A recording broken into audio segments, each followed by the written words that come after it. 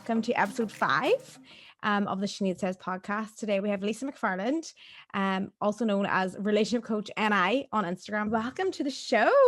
Thank How you. are you Thank today? you. I am convincing myself that I'm excited, even though I'm nervous, but I am so excited and so grateful to you for having me and for all the shout outs you've given me over the last year. Awesome. Thank you. Thank you. Yes, amazing. We have to do this.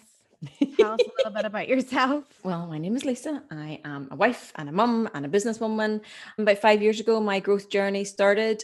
Someone said about 2 years ago, you should do a wee page. And here we are today. Here we are today with a very successful relationship coaching business. Yes, amazing. I want to get into the reason why you're so passionate about relationship coaching. Now, relationships is probably my niche, niche in that it is what I love to read. It's what I love to study. So when I did my psychology diploma, there was like all the sections I was interested in, thrived on was like love, passion, relationships and stuff like that. So I can relate to you in that terms of like that is what stood out to you. But the reason why I was so intrigued by it is because I lost myself after a relationship. So I am just have so much passion in trying to get people to understand themselves and have a better relationship with themselves so that doesn't happen to them.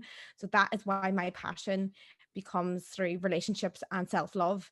So I want to ask you, like, what drove you to be obsessed with relationships? I'm sure it's got something to do with a big man. Perfect question. Yes, Nigel jokes sometimes, and I could read a book about relationships in a weekend, and I'm like, I'm not a very good reader. He's like, Lisa, you've just been reading the wrong books your whole life. Once you started reading the right books, it just happened. Okay, so Nigel and I have been together since we were 18, and we both grew up in the era of Pretty Woman, Jerry Maguire, someone's coming to save you, someone else is going to complete you. My childhood was full of Cinderella and Snow White and all those sort of things. So I know now that I was codependent. I was codependent my whole 25 years of my married life. I was codependent. So, and Nigel's a people pleaser. So it is a marriage made in heaven. It is an absolute, and when things are great, it's perfect. When we don't have any other stresses or strains, codependent and people pleasers, sure, it's awesome. Sure, it's a great job. But when other things happen, it's a problem. So, we, for 25 years, had a great love. We decided very early on that we were going to be together forever. And it could either be crap or it could be great.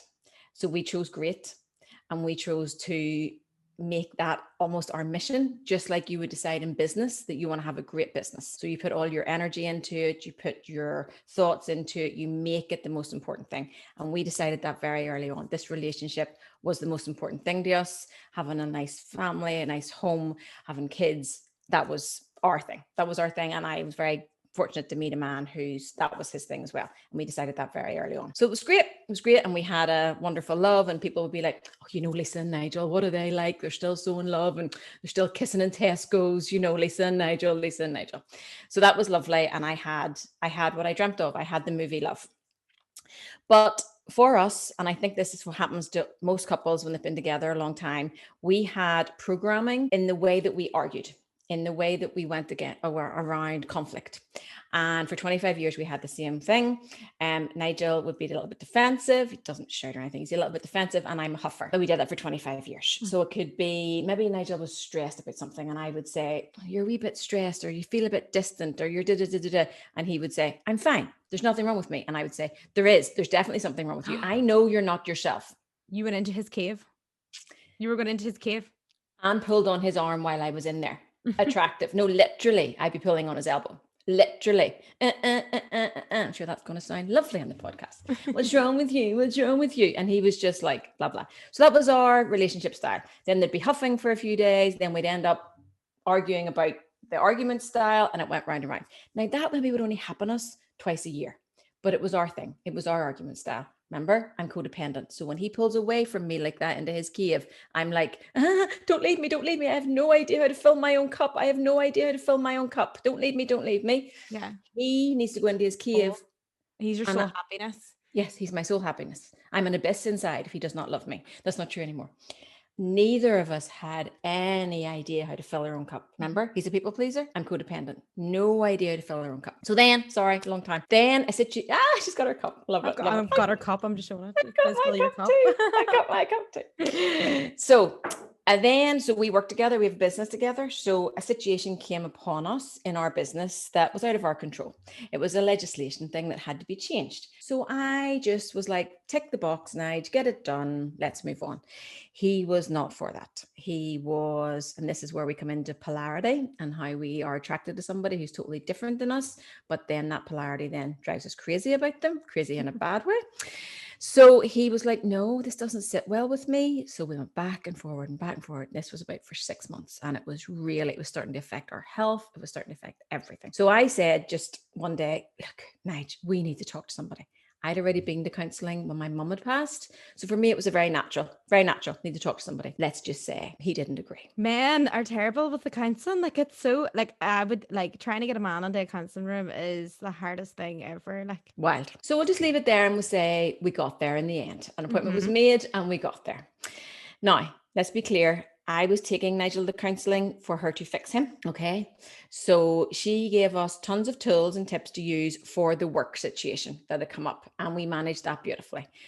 So we went twice and she sorted that out and we came to a resolution about that. Then we went a third time and I said, why don't we start talking a little bit about our stuff? So, okay, Nigel was very brave and we did this. And I told her about this scenario that kept coming up for us for 25 years now, Sinead. We've been together 31 years now. So for 25 years, we did this. And she said, what about you just stop? What about you just stop doing that, Lisa? And I said, pardon now? Is it working?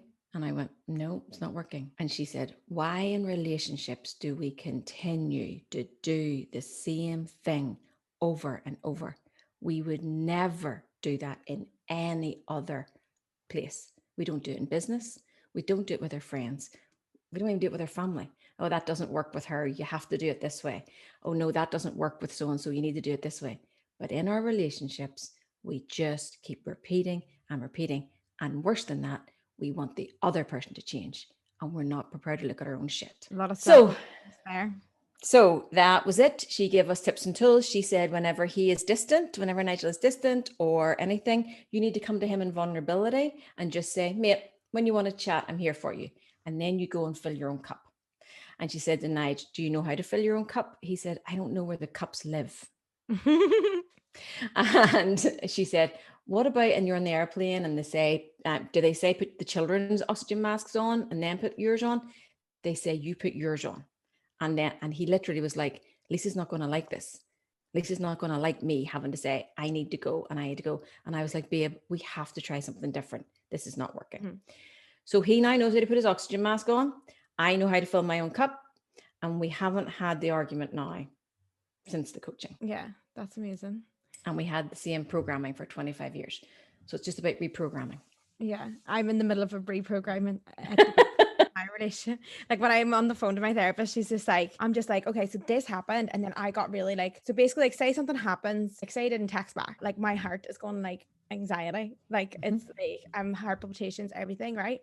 And my old condition is to go, what the hell, what are you doing? What the fuck is going on? Like, where are you? So that's my old anxious condition. But I'm recognizing those thoughts in my brain as they come forward. And I'm going, and I have to step back and go, no, that's coming from an old relationship where I didn't trust that person. And though that condition has ruined many of my relationships since, I didn't recognize it as an old pattern that I had from my old relationships. I just recognized it as he's doing something wrong. I'm going to go mad at him. He's getting the freaking shit. And you want him to change his pattern. Yeah, which made no sense because he wasn't doing anything wrong. Yeah. So he basically got the shit for my old stuff. And I'm sure a lot of people will resonate with that. Do you want to know what our counsellor said to me? Lisa, see you. Is this you for morning, noon and night? And I went, yep, first cup of coffee and I'm out. I'm like this all day long, hands, hair, teeth, boobs, the whole thing. That's me all day long. And she looked at Nigel and she went, really? And he went, oh yeah, no. He says, and I love that about her. He says, I love it. She's just high energy all the time. And she said, what about the guy just needs a freaking break once every 6 months? She said to me, is he respectful? Does he love you? Is he kind? Is he a good father to your children? And I said, yeah. She goes, what about you just give him a break? Oh my God. Well, distance does create desire. And I said, okay, I can do that. I'm growth mindset. He'd be more fixed mindset. Yeah. And I said, okay, I can do that. I can give him a break. So I did, because he is loving and he's caring and he's kind and he's generous and he's all those things. And you know what? If his little glitches that every 6 months he just needs to be a wee bit quieter than normal, that's okay. That's all Yeah, right. I It's love not that. disrespectful. It's not hurtful in any way. It's not like he's taking himself off to a brothel for the weekend. Do we have brothels still? You know, he's just here. He's just a little bit more. He's just a little Yeah, bit. he just needs his time. He just needs a minute. Yeah, Could you and give? Could you give him an effing minute, Lisa? so basically, right, I'm reading Come As You Are. I was saying I was trying to read it before this, but you know what? It's so much information to take in. And I need to be only taking in like 4 pages a day and then writing and making notes because it's so informative. Come As You Are, guys, is a book about basically sex, relationship, attachment types. Everybody in this world needs to read it. It's Yep, it's a good amazing. one. So it's basically how to like make your sex life just really amazing and erotic rather than another way. So there was a part in it, right? And it was like, okay, talk about your best sexual experiences, right? And most of my best sexual experiences are, when you meet someone after a long period of time, when you haven't seen them in a while, and like that to me then was like, oh my God, I love distance. It creates so much desire for me. And that made me realize that like I don't need to be with Jack every single day. I don't need to, I need my distance. I need to fill my own cup, as you say, to like spark the desire always. So that was just something that I got from the book that I So absolutely loved. I was just like, oh my God, right. Esther Perel will talk a lot about this too. So love lives with closeness and commitment and that place of home and security. That's where love lives. Desire lives in distance. Desire lives in seeing him playing a football match and thinking, what am I going to do to him later? Desire lives in seeing you live in your purpose. That's where desire lives. That's where Yeah. desire lives. There's nothing more Love. sexy than that. Like Yeah, it's crazy. Like to think like that is like that's what I said. I was like, if something was to turn me off, it would be like the fact that he has no desires and no like motivation, things like that, like turn me off. But like when he's doing stuff and he's like at it, and it's like so fucking sexy. And there is nothing, just in case people are watching this in years to come and we are no longer in a pandemic, in this pandemic we're in right now, there is nothing killing people's sex life greater than this Groundhog Day. Every day doing the same thing, not having any distance. Sexologists that I follow all came out like the same weekend during the first lockdown and went, okay, people, I want you all to give yourselves a break now, okay? This is not a holiday in the Bahamas. We're not swinging from the chandeliers. We're in a lockdown. You're sick to the back teeth of each other. It's okay. And I was like, phew. Thank goodness. Thank goodness. Now, saying that, we must prioritize our. We're only 10 minutes in and we're already into the sex, Sinead. Oh, yeah. That's what I We wanted. must prioritize our sex life because, Sinead, if we do not prioritize our sex life, what are we? Roommates. Roommates. That's right. We are roommates. And roommates annoy each other. And here's the bottom line. When you have sex with somebody, when you have sex with your person, your partner, your body releases really lovely chemicals and it makes the person less annoying to you. End of story. It makes your person less annoying and it's very nice and it's very pleasurable and all the things. You do it right. You do it right. And everybody's speaking their words and everybody's going home happy. Your sex life, and again, that was another thing for Nigel and I. We wanted to really have great communication. We wanted to have a great sex life. We wanted to have romance. We wanted all the things. We wanted what we said then was the movie love. There's two things I want to talk about. But first, I want to talk about your tips and tricks to keep the sex life alive in lockdown. I know that you said to me there before just about me pretending I was in a bar with Jack. So basically, me and Jack the other night got like drunk and we were like, oh, should we pretend we're in a nightclub and pretend somebody's like eyeing me up? And then he started to get like, and then it was like he fancied me even more. Like we actually just like played this. It wasn't like a role play. We actually just were drunk and we were just having the crack. But it does spark a bit more desire, I suppose. And like I do miss. Like me and Jack have never been able to go out for like dinner or anything. So he's never been able to, I've never been able to show him off. He's never been able to show me off. Like it's like, I can't wait for that to like get dolled up and be like him, like on my arm and he like feels good walking in. I feel good walking in. And like, sometimes we have to try and imagine that as well. You can do that through meditation as well, by the way, guys. Ooh, right. What is your tips and tricks to create desire in lockdown? Okay, we've got to be together from a point of view of making sensible decisions about how we're going to navigate this lockdown, but then we've got to bring something new, bring something new. This is a silly thing, but our both girls were working in shops, Spar and Centra in the first lockdown. And we used to say, do not come home to this house without a story. I am not even messing. Do not enter this door without a story. Bring your mummy home a story every time you come into this house. So I could literally see them sitting in the car. Okay, I've got one. Or we'd be sitting at dinner and Lara would be like, I got a story. I've got a story. Something happened to me today. Even that just, it fills relationships. It fills relationships. But for couples, well, I'll start gentle and then we'll work up. You need to have a date night. You need to say, if you've got kids, you need to say, right, you go on the Xbox, you go and watch a movie. Dad and I, or mum and I, or the two mums or the two dads are having a date night. You order an Indian. You can open a bottle of wine, whatever, but you make with the candles on, you make that and decide what you're not going to talk about. So you're not going to talk about all that crap that you talked about all week. Maybe you're going to tell each other something you've never told each other before. Yeah, me and Jack do that. Yeah. Maybe you're going to tell each other what you really liked about your sex the other night, what you really would like to reinvent. What about the time we were at the hotel and we did blah, blah, blah. Talk about your sex life. Say all your big girl words. My rule is if you can't talk about it in the daytime, don't be doing it at nighttime. You have to be able to talk about it, because I suffered with this as well, Sinead. My religious background, I suffered with shame and guilt about sex for so many years. Had to dig myself out of that hole as well. So got to talk about all the things. Then you can go further. You can pretend to be other people. Nightline went out the other night and I said, have you anything new to tell me? If there anything that I need to know about, And he was like, no. I said, what about you going out a walk and we'll bump into each other and you make up a story and I'll make up a story. So we're like, do I not know you? Did we not go to uni together? Blah, blah, blah. Oh my God. And then he started making up this whole thing about this. And then you're trying not to laugh. You get back to the house, you put the key in the door and you go, cup of tea, and you come back. You can come back then to your real selves if you really want to, or you can continue it all evening. Totally up to you. Oh, I love that. Just a little tip for anyone as well. Like I would do a lot of questions. Like for Jack, just doesn't get looking. Like he has no choice in the matter.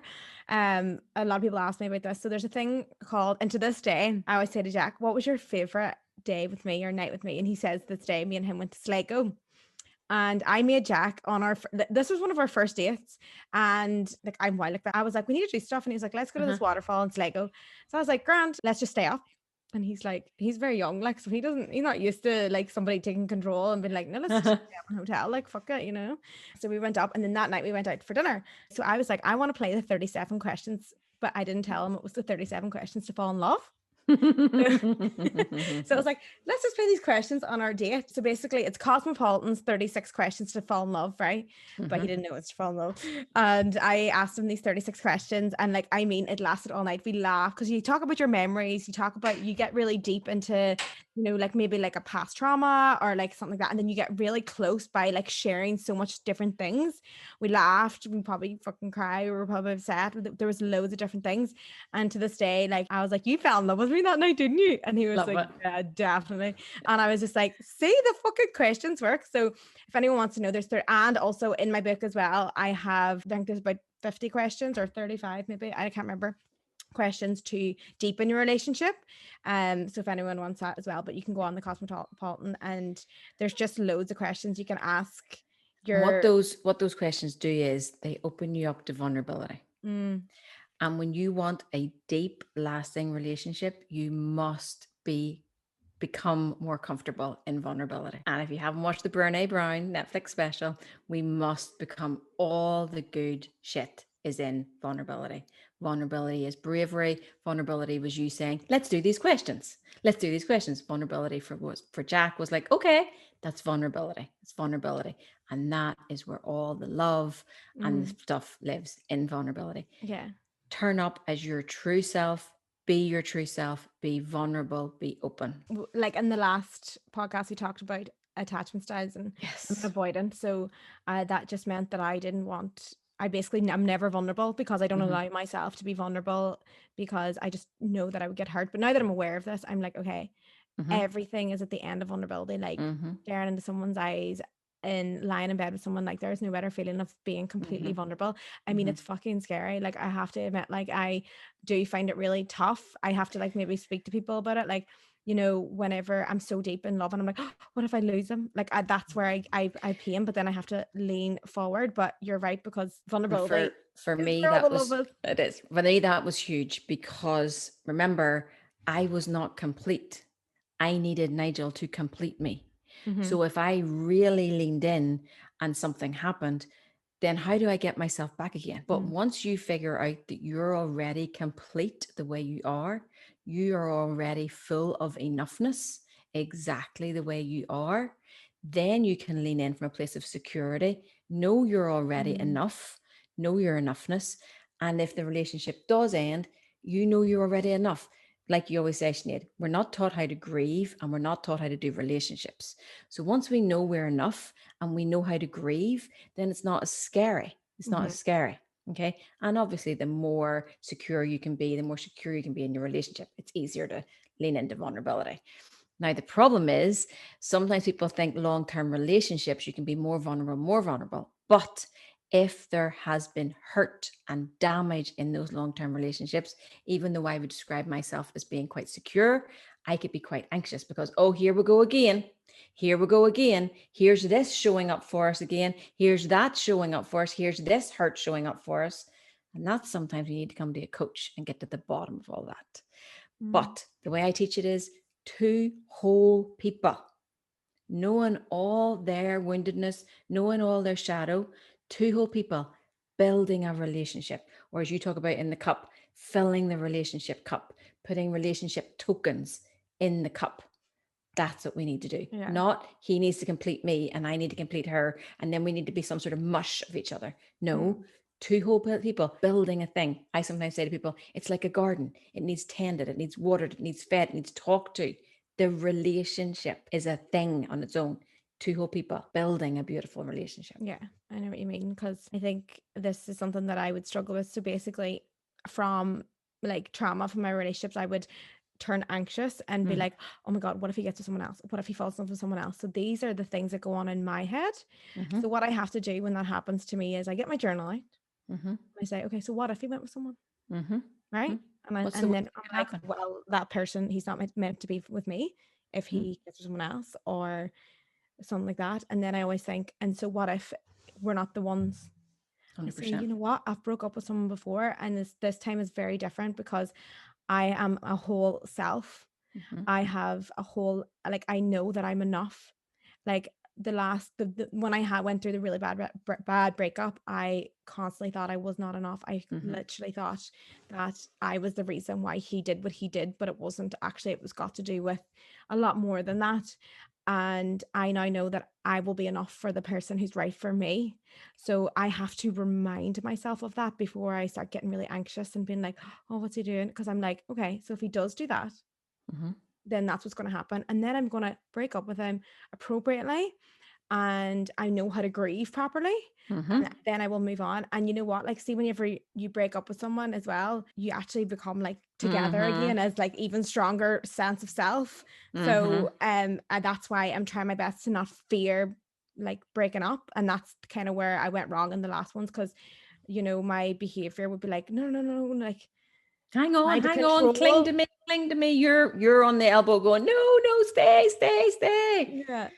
You know, It's hard, like it is so hard, but hard. it's the best thing is just being so conscious and being aware of all these patterns and stuff like that, and to realize that you are triggered as well. Like a best way to understand triggers is that the reaction can actually change the dynamic of the relationship. For example, because my mom, like this is something I do talk about on my Instagram. So say my mom and dad have never had any trauma. If my dad comes in late or doesn't text back, he comes in and she treats him with compassion. She's like, oh, what happened at work? Are you okay? Like, make some dinner.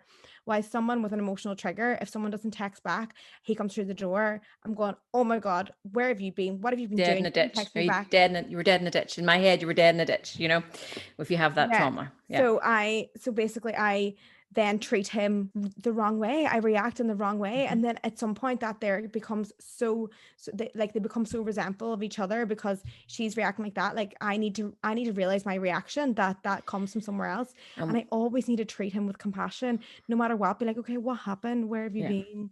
You know, two things in that. One, reframe everything, because what we tell ourselves is rarely the thing. How many times have we sat and gone, okay, so I'm going to say that, and then they're going to say this, and then they're going to say that. Never happens that way. Okay, somebody's late. Our immediate thing is they don't even respect me. They don't care about me. They don't care about me. Then you say, oh, you're a bit late. What happened? Yes, well, somebody parked behind me and I couldn't get my car out. You know, with the mind goes, the automatic negative thoughts go crazy, the automatic negative thoughts go mad, and it's never. We need to reframe. Look at our own stuff and really reframe. No, I'm here. I'm ready to dive into this next question. Oh. So now, as someone who gets over, I don't know, thousands of emails a day, I can't function with girls looking for advice. I'm not even joking. Before I read that email, I know what's wrong. I know what's wrong. And I just want to talk about the most common problem for you and your practice. I actually don't give out relationship advice to people. I refer people on to people like you and stuff like that, just because it's not my job title, but also I have a lot of knowledge in relationships just due to the fact that I obviously contain so much information about it because I'm obsessed with just bettering my followers' lives and their relationships. But the biggest problem is people's relationship with their own selves. Like literally their relationship with themselves. They do not have a relationship with themselves. They are depending on this other person to feel love, to feel the happiness. So if that person is distant, like as you said, or that person doesn't want to be with him anymore, it's like they're gone. They're literally like, no, I need him back. And I'll be like, what did he do that you're not together? And then they're like, okay. And I'm like, is that person deserve to be with you? Well, then of course not. No. So why are you asking him back? You're asking him back because you want that person back, because he is giving you your validation, your happiness. It's not about him being the perfect partner for you or you two being soulmates. It's about you needing him to love you, to love yourself. And I need to tell them, like, you need to validate your own self. So how do we I say to people, it wouldn't matter if Chris Hemsworth came to fill you up. If you're empty inside, that's not going to happen. It's not going to happen. We have to know our greatness. Now, in Ireland, the people pleasing is the disease of it's the people pleasing. Everybody else comes first. Not knowing our enoughness. Now, the way I would teach it is we all have a divine spark. We all have a divine spark. If you look at a wee niece or a wee nephew, or you look at your own baby and you look at them and you say, oh my days, look at them. They're just, they just, now, yes, maybe they're going to misbehave, or maybe you're going to do stupid things. But that person is that person. And I would do meditation with my guys where you would look up at the stars and you're so tiny in this galaxy. You're so tiny, but then flip it around. How important are you? You are the only you in this whole in this whole world. So you have to know your divine greatness, your enoughness. When I went to my coach, this was about 3 or 4 years ago, when I went to my coach, I had just come away from religion and church and that whole tribe. And I was so sad. I was just lost. I was lost. And, but I knew it wasn't right for me. And I came away and I said, blah, blah, blah. And I said, and who's going to save me now? Who's going to save me now? I was 45, Sinead.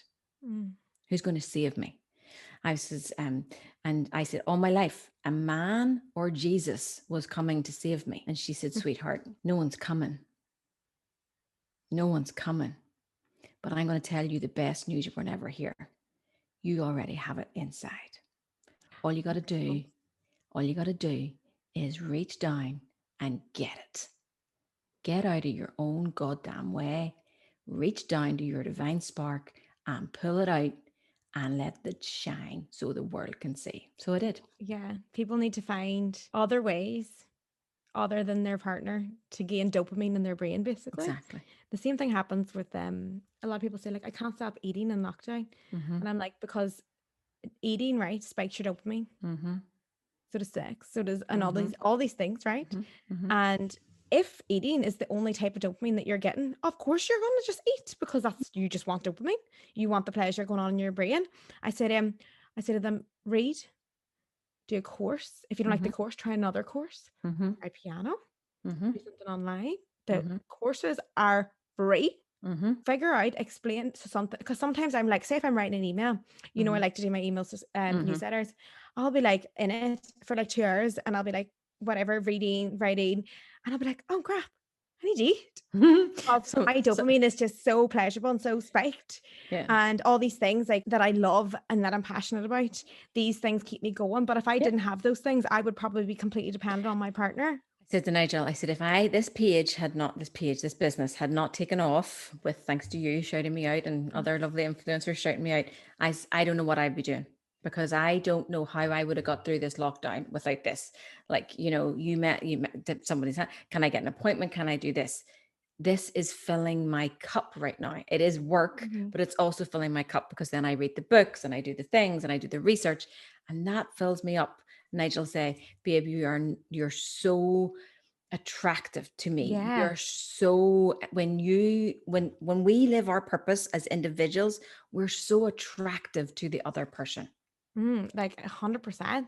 There Like, is nothing sexier than a woman living in her power, knowing her sexuality, knowing her sensuality, knowing her spirituality, living in her power, bringing that greatness. There is nothing sexier. Absolutely nothing you're sexier. okay. Now I have a question for you. I think it's You're my going to be relationship coach right now. it's going to be personal, I can tell. Hypothetically, if your partner You asking doesn't for really have are his you passions, asking for a friend? asking for a friend, if he doesn't really have his passions or his purposes, Uh-huh. what do you recommend? Well, Sinead, if I have learned anything, is that we cannot change other people. What is that Oh old yeah. saying? You can lead a horse to water, but you can't make them drink.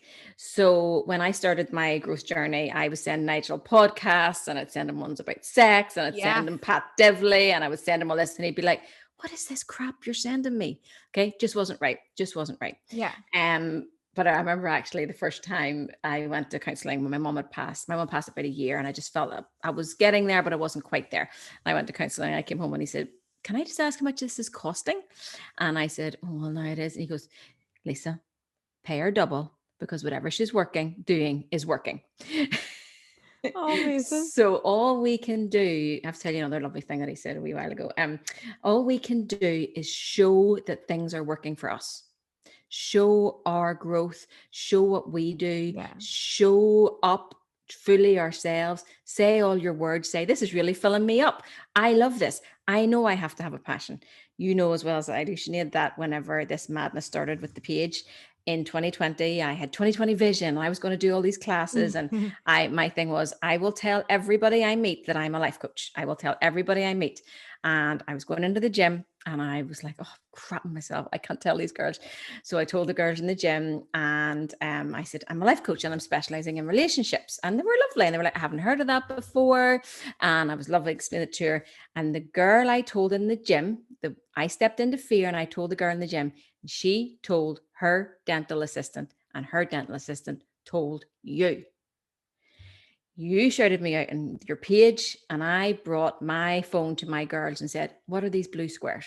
I have no idea what's going on my phone right now.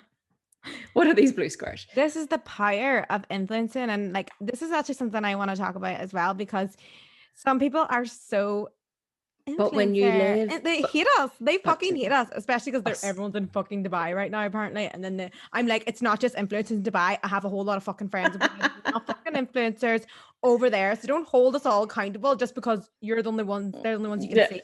you know, But even Jenny Keen's there.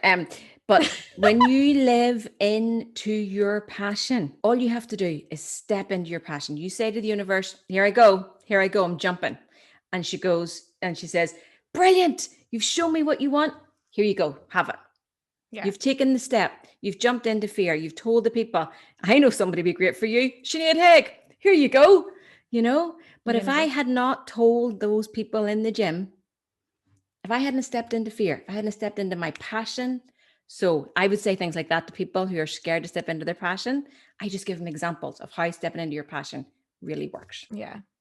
That's exactly what I talk about as well. So people try to control others, but you can only inspire. Controlling only hurts your own self. It literally is bubbling inside you when you try to control someone's actions. and they are going to make their own way anyway. And this Yeah. is something that I've learned. I remember in my last few, like one of my relationships, like, what are you doing? Like, like, let's, get yourself together. Like, let's stop living with such and such and doing this and doing that.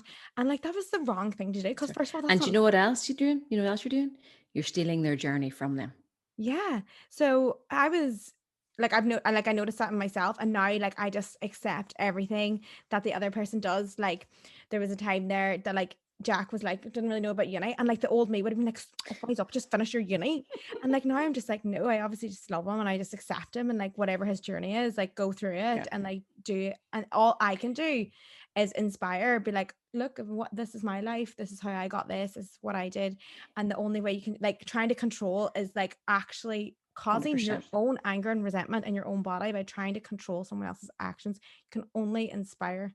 If anybody takes one tool from today, to hold space for your person is the most beautiful thing you can do. I agree. Just hold space. Do not fight to be right. Just hold space and say, I hear you. Last big argument Nigel and I had, he had taken Elise somewhere, left her off and give the instruction, like, when you meet your friends, will you just message me so I know I can drive on home? Of course she didn't.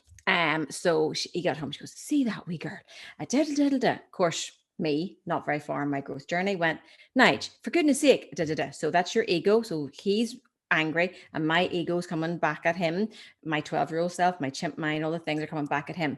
All I had to say was say, yeah, I know that is really annoying. That's all I had to say. Yeah, it is really annoying. Doesn't make her a bad person. Doesn't make him a bad person. That's just annoying. Can But you stop oh talking to my no. mom? Oh no. Yeah. Yes. Send her my number. My mom tries to control, and I'm like, it's so funny just watching her, like trying to control, and I'm like, you are just causing your own pain. It's so hard. There. And it's so hard. It's so hard when you're a mummy. It's so, so hard.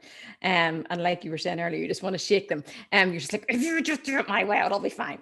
Which your mummy does quite regularly. But anyway, so the whole space to be able for your person to say whatever they need to say, not shouting and screaming, to say their words and to know that you won't react is one of the most beautiful gifts you can give each other. And after time, that becomes a bit tedious. You can be like, for goodness sake, I'm doing this argument. But we must practice. We must practice. We must practice. It's the most beautiful thing. The other night, Nigel went to say something and I went, and he said, Lisa, I was like, I'm holding space, mate. I'm holding space. I'm just holding the space, mate. I'm just holding the space. Now, Sinead, you know me. My lips, I literally have to like sit with my mouth like I have to envisage tape across my mouth, like, don't speak, don't speak. He has to have his own journey. And then 3 hours later, he'll come to me and goes, you know what I was thinking about? And I'm like, phew, we got there, but you got to hold the space. Yeah, I think like this is something, especially with parents. I touched about it on my email when my mom and dad, when I was in Magaluf living my crazy life at, I don't know what age, it must be like 23, 24. And they were like, you need to come back. You need to like go and use your degree. You need to go back and like sort your uni out and da. And like there was so much shame I felt from them. And that created this distance between us. And I felt so shameful for not saying doing what they wanted. But I needed to do all those things that I told them. I was like, I'll just work in a bar forever. I don't need my degree. I don't want to use it. Blah, blah, blah. And I went through all that stage. And then, there was that distance. So not only was I going to do the thing I was going to do anyway, but I also created that distance. And then we're back together now as like a whole family. But like at that time, if they would have just gone, just do it. Just, it's your own journey. Like stop, like if they stopped trying to control what I was doing, because at the end of the day, like they wanted me to come back and have this normal job and like live to what they wanted at that time. And like I went through all this stuff. And now that's all wrapped up in their shame and guilt. Yeah. That's all wrapped up in theirs. I've just circled back, find my true passions through all the mistakes that I had to make myself. So trying to control your partner, your children, you're just what you just said there made so much sense. You're stealing their growth, their experience, their journey. Yeah. But I didn't know all that. I didn't know any of that. I didn't know any of those tools. And when I did we had our issue, Nigel and I had our thing 5-6 years ago. Right after that, I started my life coaching course because someone said in work, this would be a good course for you. Then I started my coaching sessions with my coach, Lee, from my wellbeing pal. I started that and I just kept, you sometimes say this and it makes me laugh every time I say, why do people not know this stuff? Why does everyone not know this stuff? Why is it Why not are taught in we, schools? why are we not? Oh, you Scary. can't say that out loud. I get all the teachers flipping go mental about No, no, that. because teachers are in it. I'm in it with teachers. Like me and teachers have good vibes because Yes. We're not asking the teachers to teach it. We're no, asking no, the no, no. schools to provide it. Oh, no, no, no. Government needs to provide Yes. psychology teachers and counseling in schools to understand the brain, relationships, validation, how to love ourselves properly, like how to actually get our passions and purposes rather than telling us to go to fucking uni and spend our Yep. money. So And yeah, that was a how big do thing for people not me. know? It's crazy that it's just not So taught. even the grief stuff, Oh the yeah. limiting beliefs, the automatic negative thoughts, this is basic stuff. Why do we not know this stuff? So then I kept saying, well, and then my girls were probably 14, 15 at that stage. And I had a belief that they were going to learn it in school, but it didn't seem to be coming that way because, you know, they have that class in school. Well, I call it Live Life and Prosper, but it's not called that at all. It's called Learning for Life and Yeah. Work or something. So hope that, I think that's coming in. There's a lot of stuff coming into yeah, schools at the minute. So like it's amazing. Like they're hopefully. bringing in people to teach emotional intelligence, which is Yeah, amazing as it's well. awesome. And it's the And I don't money. think it's up to the teachers to learn that. They have their own job. They have enough. Exactly. More than enough. Oh my Exactly. God, them So, poor teachers. Like I just watch them work so much of all my friends' teachers, and I just yeah, like, go you. It's crazy yeah. how much you do. Like, thank you. And Thank it's you, like what you teachers. said too, you need someone to come and teach it who's passionate about it. Hmm. So I then blah blah. So then someone, so clearly people were getting sick of me going on about everyone needs to know this stuff. Everyone needs, and someone said, you should just do a wee page. I think it was just to get rid of me, really. And that's how this whole thing happened. And that was just, I was just frustrated that people didn't know. And it's simple stuff. And then when I got on at the beginning of lockdown, so my little dream was going in the toilet. Lockdown came and my little coaching business where I was meeting people in the local community center was not going to happen. And I got on Instagram every day for 58 days and did a live every morning teaching the tools that I thought people needed to help them through lockdown. And then that's where you and I's journey really kicked off. Yeah. But again, stepped into fear. Okay, I know I have to give myself purpose today when I waken up. I'm going to go on here at 10 o'clock. So I have to have my hair, my makeup done for 10 o'clock every day. Stepped into fear. And I got the blessing. I got the blessing on the other Yeah. side. And you believed in yourself and you knew. And this is actually just something, a little advice for anyone looking for coaches and looking for anything like that, that there is no better coach than someone who's experienced it themselves, an expert of an experience.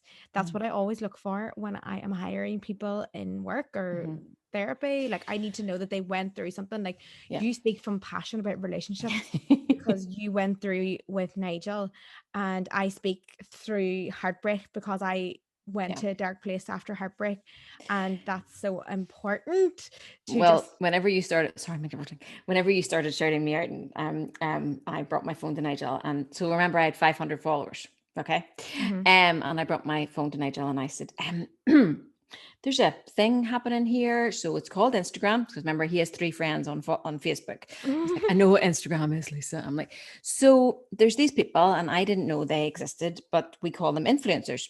Influencers, what do they influence? I'm like, so I had to have a conversation about what influencers were after my teenagers had told me what influencers were. So I said, so here's the thing. You know how I've been telling the 500 people all about our stuff? It's like 2,000 people now. So what's the crack here? I wasn't asking permission, Sinead, but we're partners and I'm yeah, telling you our yeah, of course. story.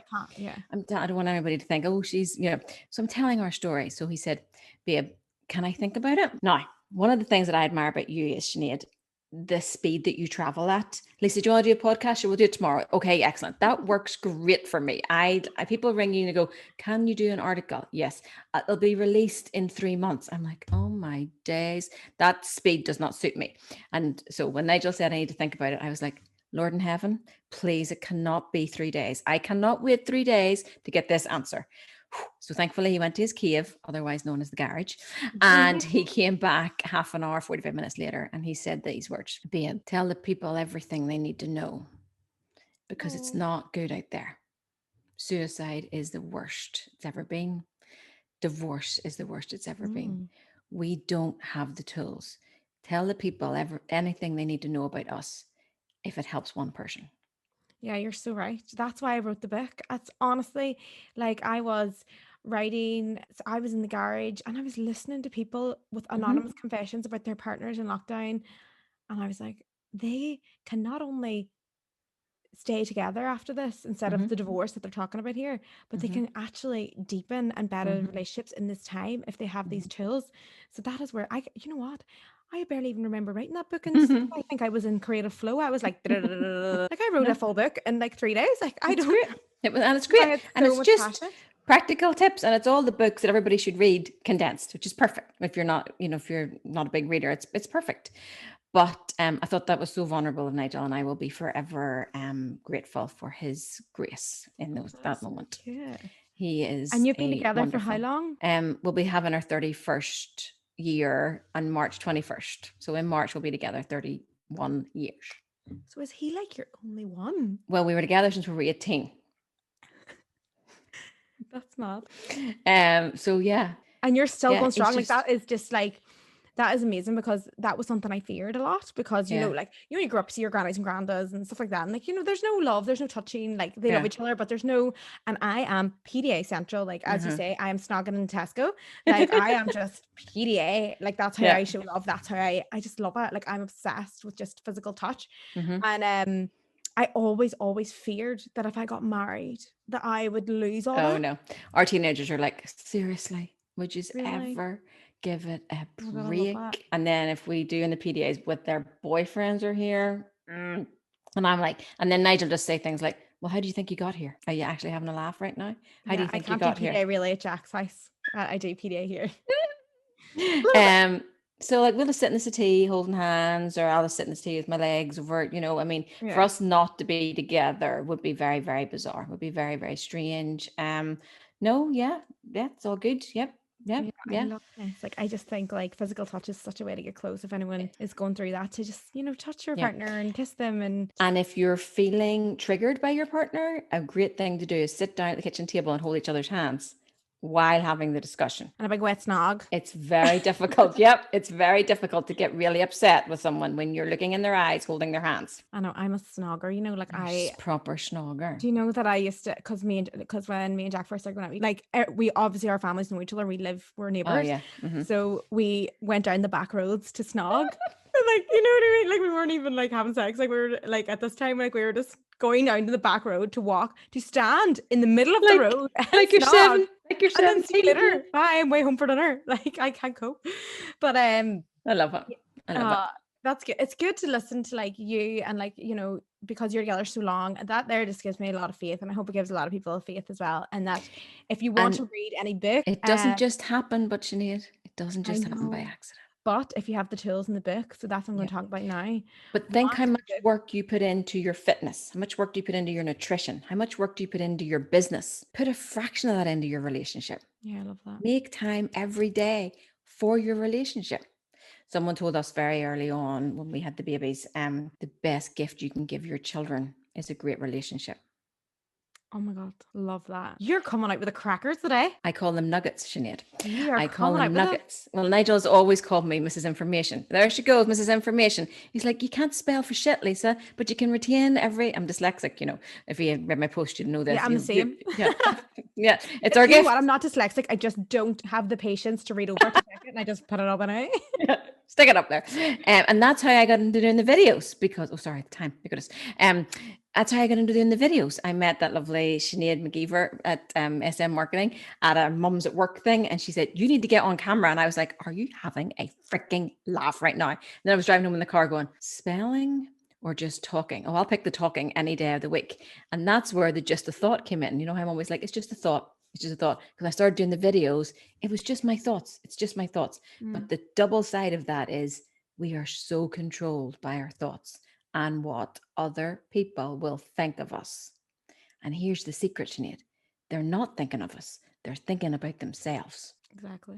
And we're staying small and we're staying quiet because we're so worried about what they're thinking about us, when actually they're worried about themselves and worried about what we're thinking about them. And let's face it, the people we're worried about are going to be dead and gone, and you haven't lived your purpose. Exactly.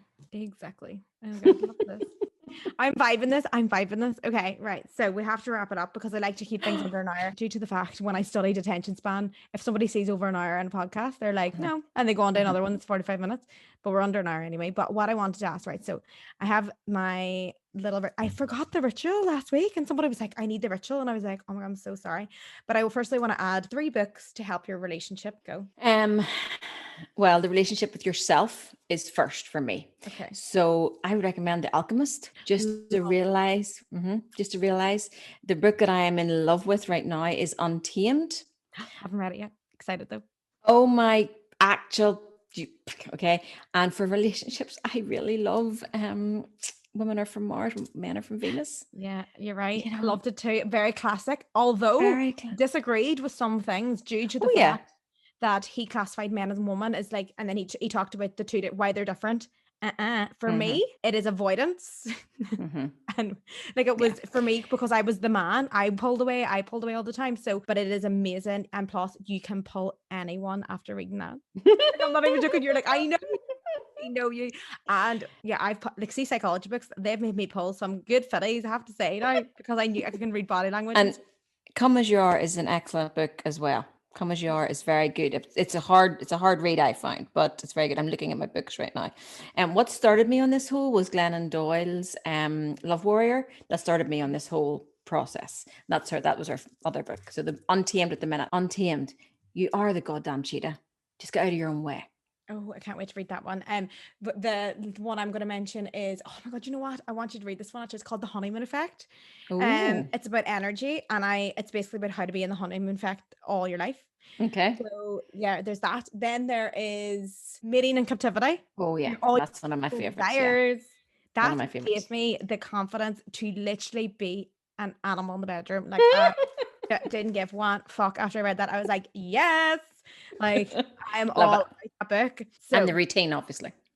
The routine that everyone is dying to know, but I'm not going to show the routine on the fucking podcast or my Instagram. Hold on, guys. Let me just mount this thing here. Do you know what I mean? Not that I can even do the routine because I live with my parents and like, you know. Poor Jack hasn't even had the routine. Situation. So, and the last thing is my little ritual. So this is my little drinking game that I do with my friends before they're allowed to drink or do a shot. They have to say this. So one thing, I want to do this. One thing you like about yourself. One thing you like about Nigel. One thing. And a goal for 2021. The thing I like about myself is I do love that I'm very confident. I think my confidence is great. I do love my confidence and it's worked for me. What I love about Nigel, I love his stability. He is my person. He is my rock. He has never given me any time to ever doubt him. If I need him, he is there for me. He shows up 110%. That's one of my favorite things. And remember, he is the string and I'm the balloon. So that's the way it is. And what was the third one? The next one is, what's your goal for 2021? A goal, any goal. My mission is that everyone needs to know how to do relationships. I want to take shame and guilt out of asking for help when it comes to relationships. I want to shine a light on the shame and guilt. I want to shine a light on all the darkness, because when you shine a light in the darkness, it disappears. Got to talk about all the things. Got to talk about all the things. All the things. Everything out your mouth, out loud. Get past shame and guilt. Oh, I love that. Okay, I'll do my turn. Okay, so what I like about myself this week is, God, I'm running out of things. Okay, no. We have to pick a different thing. What I like about myself is how unguilty I am of sex, Catholic guilt, how I have brought that forward to people. And even in my own family, with my own friends, like people used to shun away. And I'm like, no, let's talk about it. So that is one thing I like about myself. One thing I like about Jack, he just does all the things. I don't even need to tell him, like as an anxious person, sometimes I would be like, you know, if he went out, you know, when he was living in Liverpool, like he would always text me when he was in bed. I didn't have to say, I need you to text me. Like he would just send me a snap. That's like, lovely. Forget about you going to sleep now. You know, he just does that. Like he's amazing. Like I love that. And a goal for 2021, and I'm going to say this goal now, is to have you on my stage at one of my events. That would be amazing to get on stage with you. That would be awesome.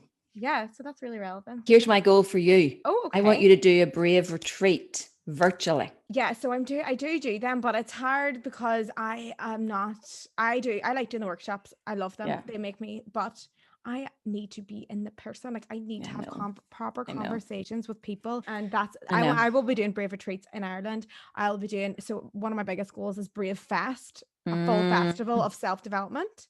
Oh, I'm there, baby. I want to put there. every fucking dime into that and just have the crack with that. Then have a big concert at the end of it and have a big I'm ball. there. I'm Yeah, there. how amazing would that 110%. be? Like a Can full I festival. say what I like about you? Okay. I like that you do what you say and you say what you mean. You have never messaged me and then said, oh, never mind, we're not going to do that. You have never said to me, you say it and you do it. And that, my friend, is integrity. And that's what I like about you. Oh, and I'm so glad that I put you on my page anyway. That's what one of my favorite things about influencing is that you can make someone else's dreams come true with one post. Jake took the note of the numbers this morning. I've got the note of the numbers this morning, Mummy. I know what the numbers are. What do you mean? My followers. Okay. Are you on 10K yet? 7,100 or something this morning. Okay, Jake was like, Lisa. 10K. Okay, you need to tell them where they can find you and how your services can help. Okay, so it's relationship.coaching.ni on Instagram. And then just find me there. The website's on there. I'm on there. Don't DM me with questions. I said this on the live we did, and Don't DM either. 4 days to get through the questions. If you want to join my Facebook group, it's £16 a month. It's a really good place to start your self-worth journey. Just a really good place to start finding out your enoughness. It's £16 a month. Join the Facebook group. And then I do one-to-one sessions and I do couple sessions. But if you want me for a one-to-one, you have to come through the Facebook group. And then if you want couple sessions, message me and we'll book a session. Can I have a couple session? Of course you can. And my favorite people to coach are people who love each other and just need a few tips and tools. Okay. My favorite people. Let's see if we can get Jack. Don't wait till the wheels fall off. Yeah, you're right. Come and get the tools now. Don't be like Nigel and I. Almost get to the stage where the wheels fell off. 25 years in. Get the tips and tools now. Oh, I would have my partner in a relationship coaching session in 1 week. I wouldn't give a fuck. It's getting them in. Yep. And that's what you're gonna do. You're gonna get rid of the shame so that it's okay for them to get in. Love coaching guys. And guys are so coachable. See, if your guy has ever played sport, they are so coachable. Oh yes, I love this. Oh my god, I love this podcast. So I'll just leave it there for today, guys, and we'll leave you. There's a lot of food for thought there, and don't forget to subscribe and please leave me a review because that really helps. And okay, thank you. Bye bye. Thank you so much. Thank you.